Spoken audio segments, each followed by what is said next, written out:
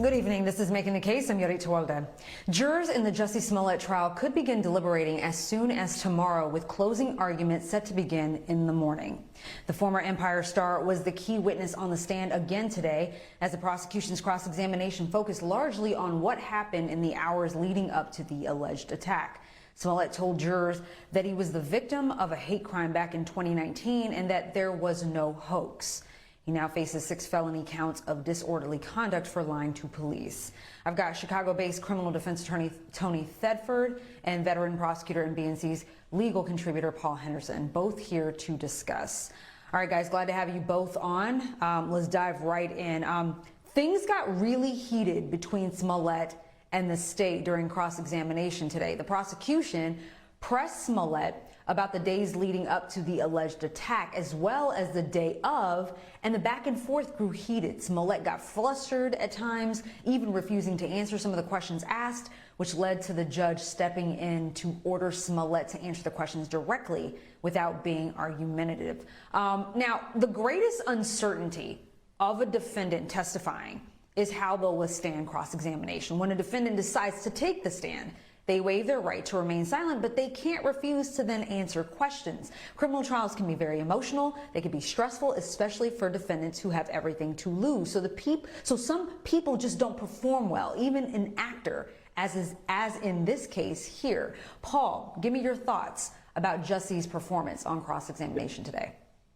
Okay, this is exactly why I love being on this show, because you lay it out exactly and frame it, all the things that happen when someone is on the stand and subject to cross-examination.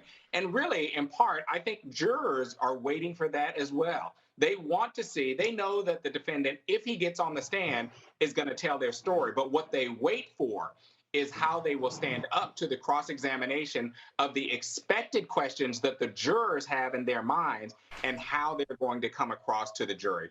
Are they going to be credible? Are they going to convey some sense of bias? Is this going to be a story that they can believe? That is the crucial moment in any trial, and this was it. And so we've been seeing that testimony, and it's not just a little bit of testimony. There was a lot of testimony by Jussie while he was on the stand, and I think that this is what is going to make or break him in terms of what he's selling to the jury. I thought that he did a really good job both of pushing back and making it very clear that he was affected by the questions that were coming from the prosecution and trying to convey to them that he didn't like those questions, that they were counterintuitive to the narrative that he had already told them, and was very clear about pushing back and not wanting to answer the questions that he was interpreting as belligerent. I was getting all of this just from the interaction, from the questions and answers that he was giving. And I think that that was intentional and part of his delivery to sell his story to the jury. Tony, now we know that Smollett probably went through some of these questions with his attorneys, did some mock sort of cross-examinations with them, but you just ultimately don't know how this person is going to perform when in that moment. How would you have prepped Smollett to take the stand and to withstand cross-examination? One of the things that's unique about his testimony is that it lasted over the course of 6 hours, 6 or more hours. That's a long time for anyone to sit anywhere and testify, particularly in a court where there's a judge, there's a jury, and his freedom is at stake. So it's difficult to prepare a witness for every potentiality that could arise during that cross-examination. I think, and I appreciate Paul's point of view, and I agree with it, but you could also see where the witness was wearing down at times.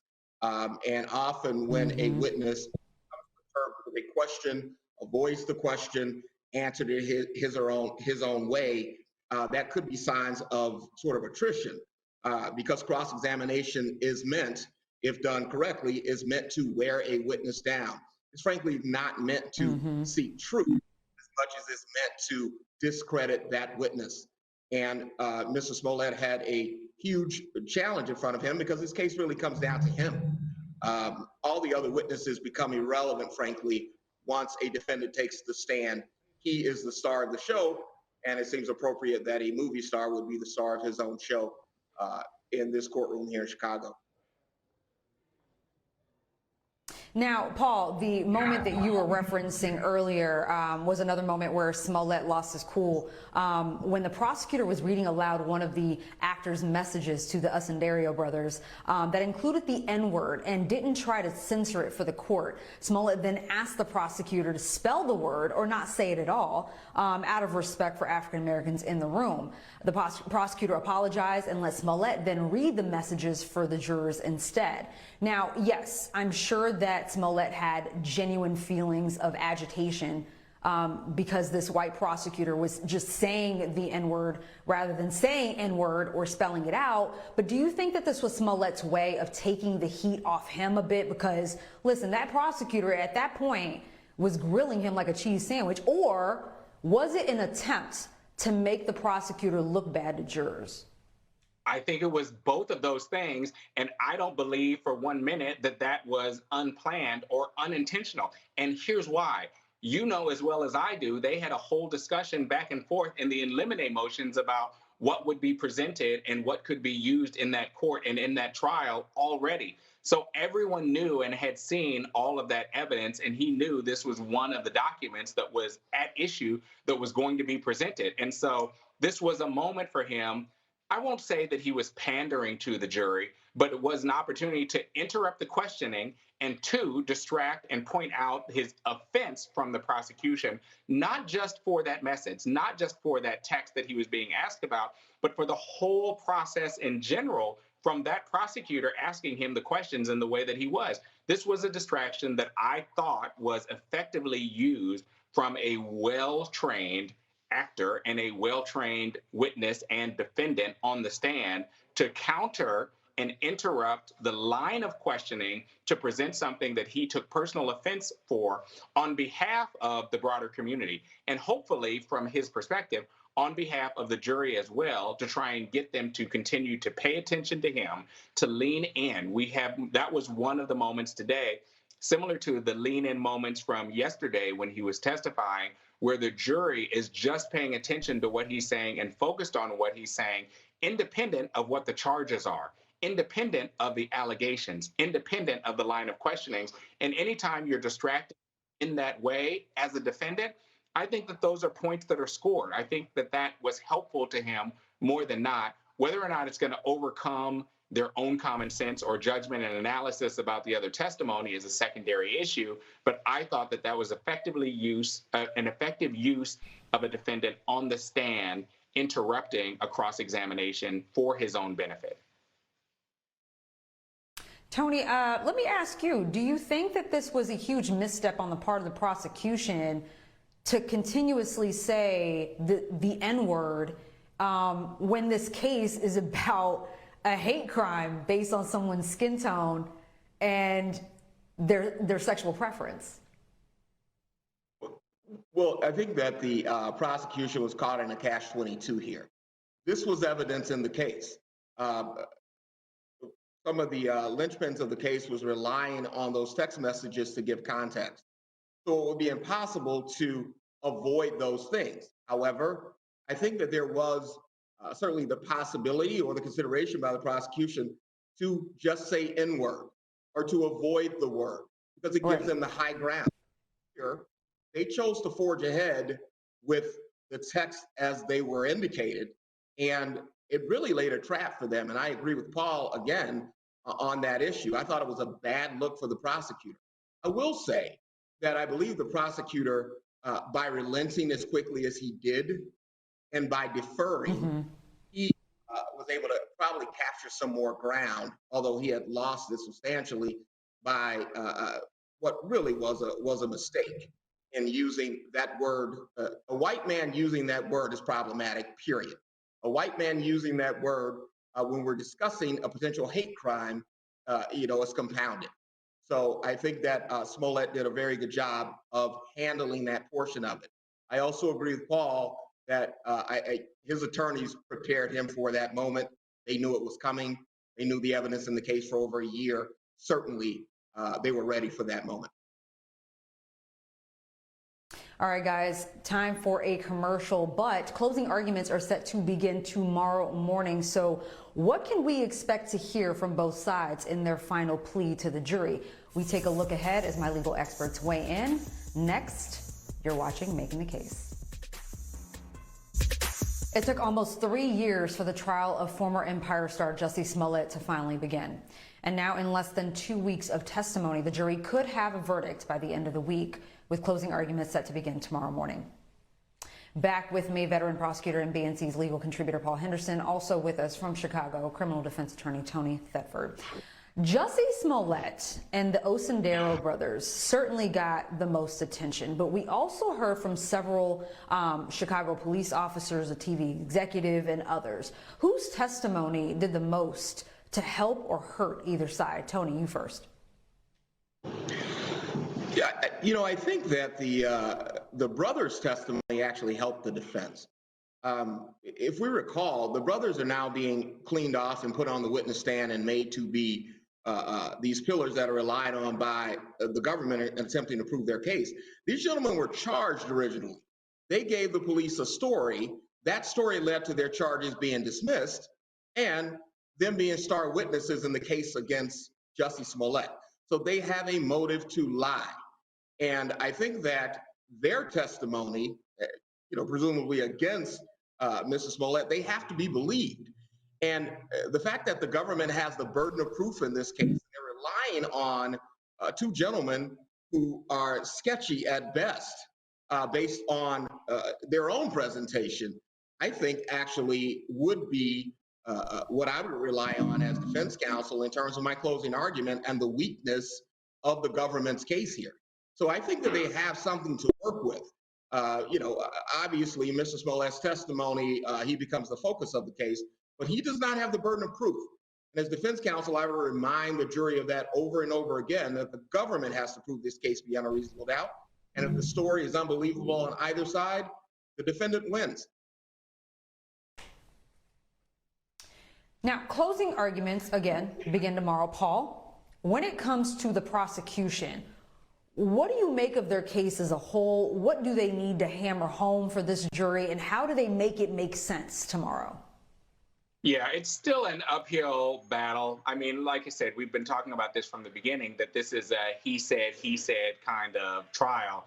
And the corroborative evidence that both sides have just build up to different narratives from each side. And so, I think that the prosecution in this case, and coming back from that misstep about using the N-word, and by the way, there's a way to address that where you can talk to the jury ahead of time and say, this is what I'm going to be using. Yes. Here's why I want to explain it.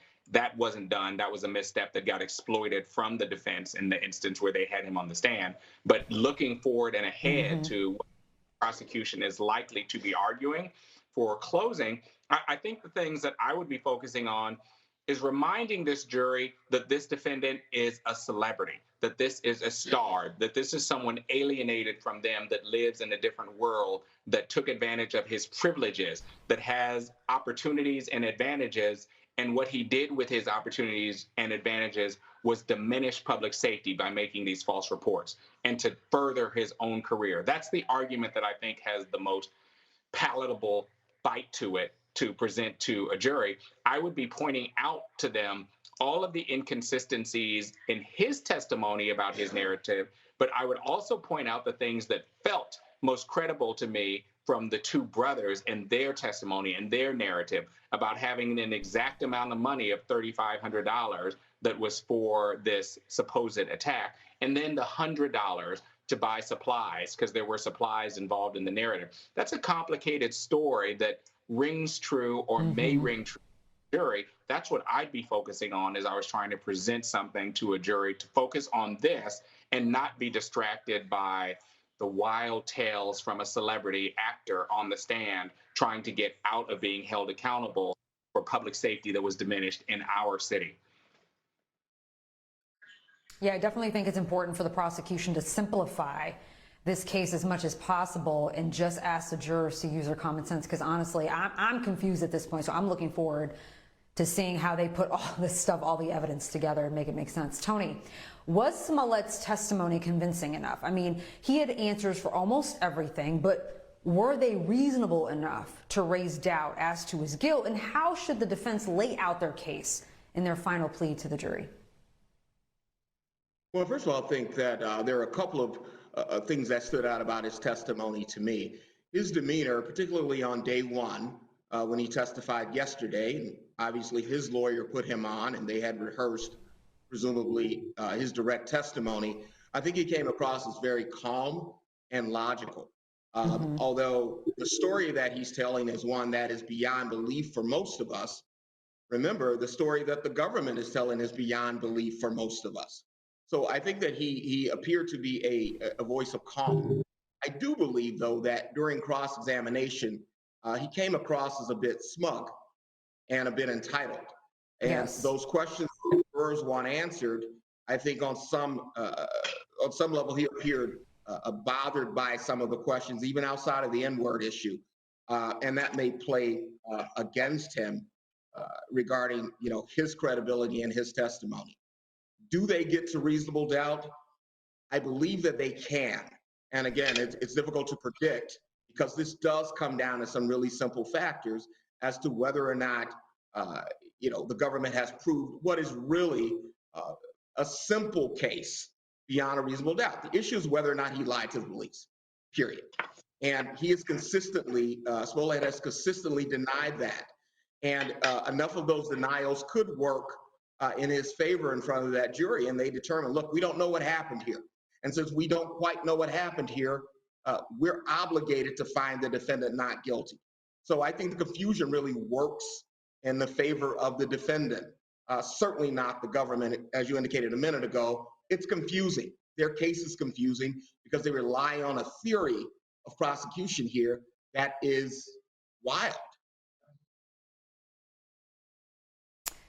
Now, Smollett faces 6 counts of disorderly conduct. That's a felony, which carries a penalty of up to 3 years in prison. But we know with his clean record, he'll more than likely get probation. Paul, if Smollett isn't acquitted, will his acting career survive this? Or even if he is acquitted, all of this has taken 3 years. There's been so much that's been said, so many humiliating facts that have come to the surface through testimony. Will his acting career survive? Because, I mean, we know that this is the reason why he took this thing to trial, is to salvage his reputation in his career. Well, I think he had to, and I think he's made statements in the past and made it clear that his career was affected by these false allegations against him, and he's made pleas publicly. And I think that you've raised a really important issue, that when you're dealing with the brand of celebrity, it's the legal analysis plus, and the celebrity issue does change how we look at anyone that's involved in any sort of trial, because they have a notoriety and they have, let's just call it a brand that people know and understand. And it's absolutely been affected by this trial. I think one of the moments, at least from yesterday, when he was talking about, he freely was admitting that some of his drug use, I don't think people were expecting that. And I think people paused and were paying attention deeply. I know that when he was talking about his having the sex engagement with the defendants, I stopped what I was doing. Like, which one was it? Which brother? What are we doing? I know those are distractions to the trial that people are paying attention to. Whether or not it affects the outcome, we have to wait and see. But I think it absolutely affects his brand as an actor, and we'll see whether or not opportunities come to him after this case, whether or not he's acquitted. All right, Paul Henderson, Tony Thedford, thank you both for your time tonight. Appreciate you.